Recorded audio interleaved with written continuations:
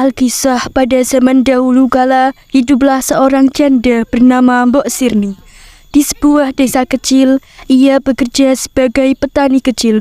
Ia menginginkan seorang anak agar dapat membantu dan menemani ia bekerja. Akhirnya, pekerjaanku di ladang hari ini sudah selesai. Seandainya saya memiliki seorang anak, pasti tidak selelainya.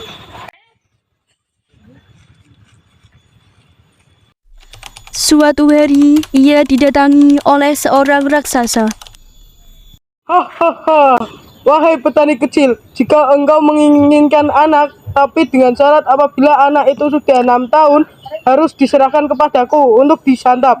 Baiklah Tuan, saya setuju dengan persyaratan Tuan raksasa. Ini biji mentimunmu, rawatlah biji ini di ladangmu. Setelah 2 minggu, di antara buah ketimun yang ditanamnya, ada satu yang paling besar dan berkilau seperti emas. Wah, buah ini besar sekali. Baiklah, akan kubelah buah itu dengan hati-hati. Ternyata isi buah tersebut adalah seorang bayi cantik. Wah, kamu cantik sekali nak. Mulai sekarang, ibu akan memanggilmu timun emas, karena kamu berasal dari timun yang berwarna emas. Semakin hari, timun emas tumbuh menjadi gadis jelita yang rajin membantu ibunya. Ibu, saya pergi mencari kayu bakar dulu deh. Iya, hati-hati ya nak, jangan bilang terlalu malam, kamu tersesat nih.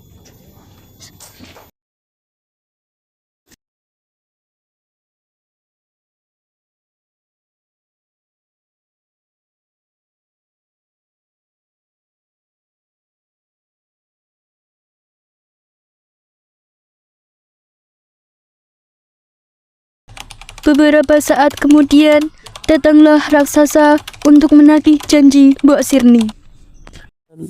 Wahai petani kecil, aku datang ke sini untuk menagih janjimu. Cepat serahkan anak itu. Aku amat ingin memakannya.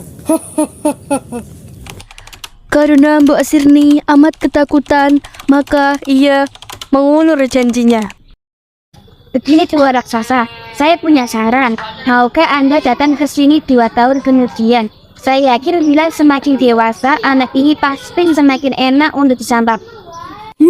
Bagus juga saranmu. Baiklah, saya akan datang ke sini 2 tahun kemudian untuk menagih janjimu.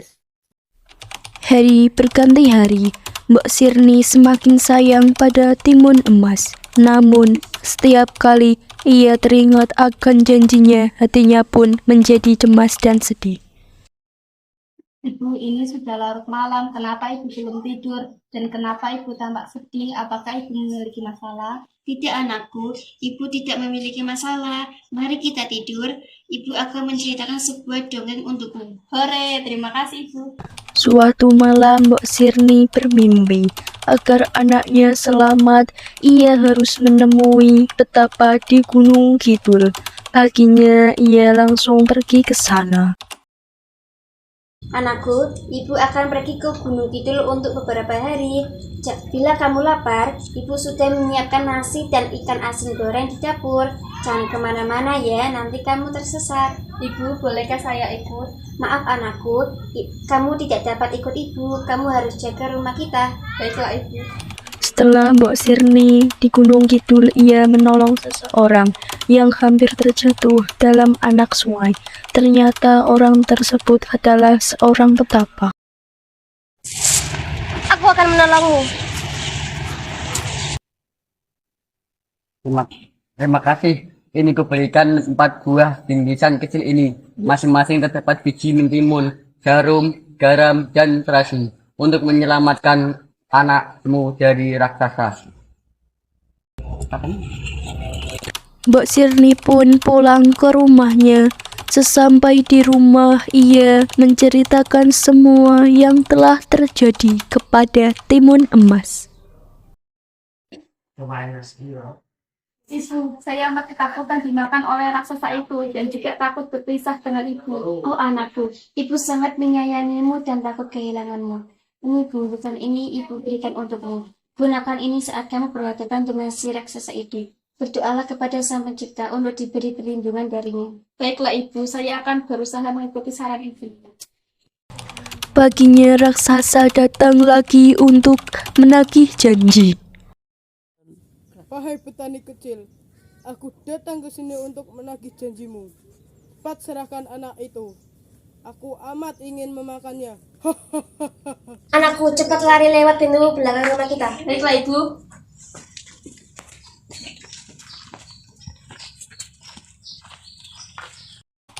Raksasa pun mengejarnya. Timun emas pun teringat akan bungkusannya. Maka diterbarkan biji mentimun. Sungguh ajaib, hutan menjadi ladang mentimun yang lebat buahnya.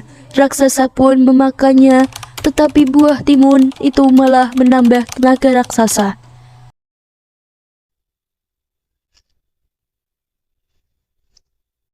Ini bungkusan biji mentimun akan kutaburkan.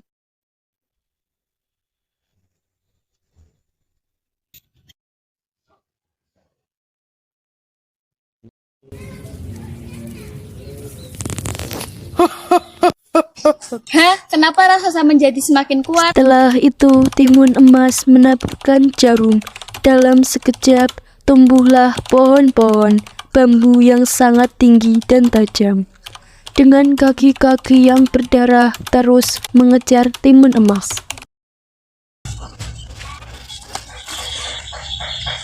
Ini bungkusan jarum akan kutaburkan.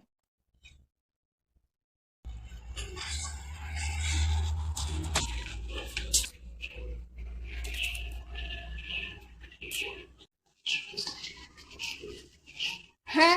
Raksasa terus mengejarku lagi dan aku harus lari.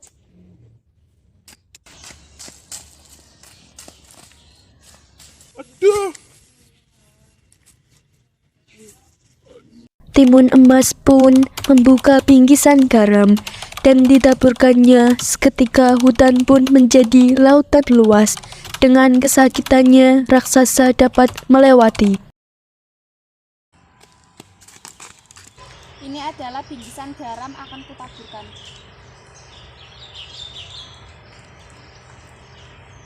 Hah? Kenapa tidak berhasil dan raksasa pun lolos? Timun emas membuka bingkisan yang terakhir. Bingkisan terasi.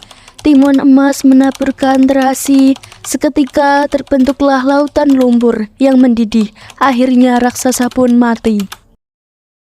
Akhirnya aku berhasil. Terima kasih Tuhan, Engkau telah melindungi hamba-Mu ini. Timun emas bergegas pulang dan sesampai rumah Timun emas memeluk Mbok Sirni. Dan akhirnya Timun emas dan Mbok Sirni hidup bahagia dan damai.